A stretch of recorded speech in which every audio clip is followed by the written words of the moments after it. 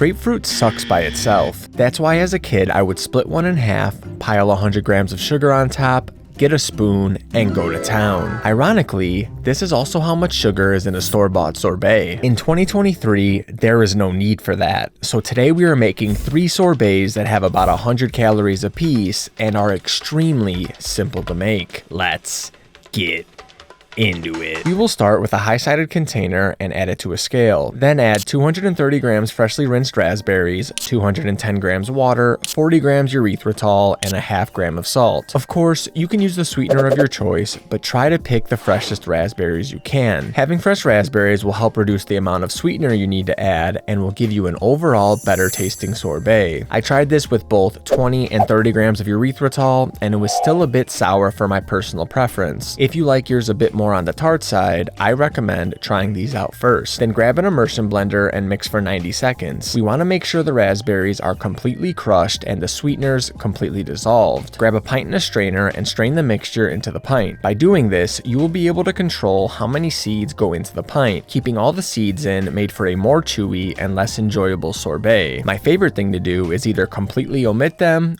or use about half of them. The trick is to keep them spread throughout the middle 2/3 of the pint. The blade of the creamy will crush them up into small pieces, still giving the sorbet a nice texture while being able to enjoy the fiber benefits that raspberries are literally loaded with. Put the top on and add it to your freezer full of creamy pints. 24 hours later, grab the pint, wash it under hot water for 1 minute, dry it off, and load it into the creamy. Hit that sorbet button, and after finishing, this is what we are looking like after the first spin. It definitely needs a respin, so load it back up and let the creamy do its thing. Sometimes the sorbet will be ready to go at this point, but sometimes it needs an extra respin, like this example does here. If it does, send it back through and then enjoy your raspberry sorbet with a thick, almost cream-like texture without any of the guilt. For the next sorbet, we will need a large bowl, a high-sided container, and a microplane. Most recipes benefit greatly from a little bit of added zest, and a grapefruit sorbet is no different. Using our microplane, we will zest half of a large grapefruit directly into the high-sided container. Cut the grapefruit in half and squeeze as much juice as you can out of it into the large bowl. As you can see, there is still a ton of pulp and juice that we can get out of here, so I will grab a spoon and go around the grapefruit trying to get as much out as I can without adding any of the white part or what is technically called the pith or albedo of the fruit. This is very bitter, and in early test I tried peeling the grapefruit and getting as much of the pith off as I could, but even just a little bit ruined the taste of the sorbet. This may be a little bit of work,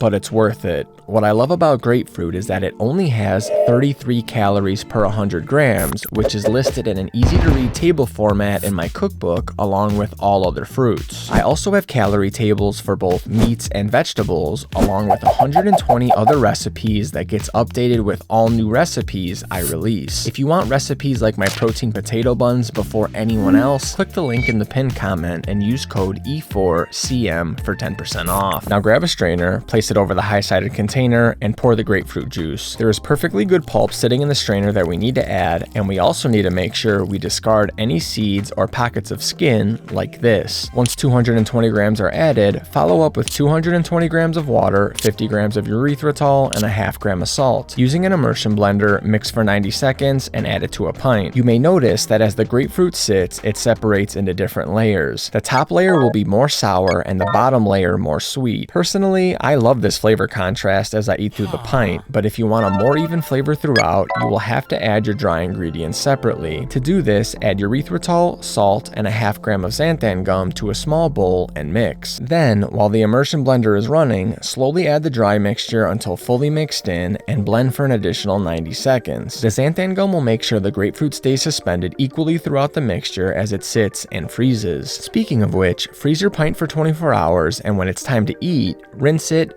dry it, and add it to the creamy. Hit the sorbet function and respin 1 to 2 more times for desired consistency. The calories in this, or lack thereof, is stupid, and it's a no-brainer for anyone wanting a guilt-free treat. My personal favorite out of the 3 starts with some fresh, juicy peaches. I mean, who doesn't love a thick, juicy peach?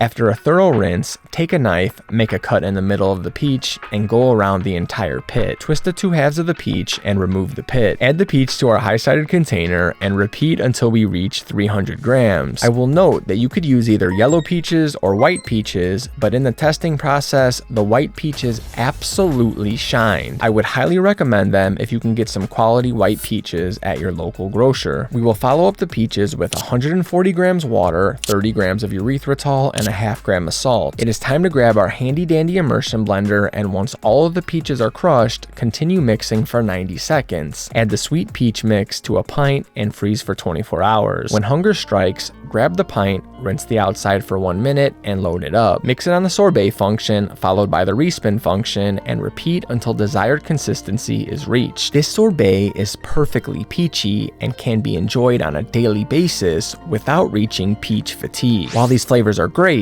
you may have a hankering for some strawberries or cantaloupe. That's why in this video here, I covered 3 other fruits so you have the most variety possible, making your diet way more fun and sustainable. Until next time, deuces.